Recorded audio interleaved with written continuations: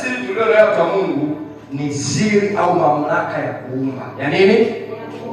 Mamlaka nini? Mwanzo 1:26 nasemaje? Mungu akasema, na tufanye mtu kwa mfano wetu na kwa sura yetu. Mfano wa Mungu ni upi?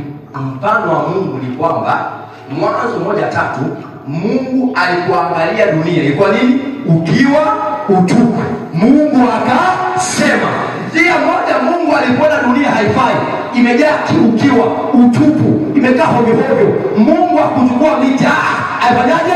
Alitamka akasema, ewe nuru, ewe jua, ikatenge iwe nini? Wewe maisha yako yaeleweke, anza kutamka. Ninatamka kwenye mji huu, mimi ninaendelea, natamka kwenye mji huu, mimi napendelea watu wengi katika jina la Yesu. Natamka kwenye hii shule, mimi kichwa, wewe sio mkia. Ninatamka nitaongoza wengi katika jina la Yesu.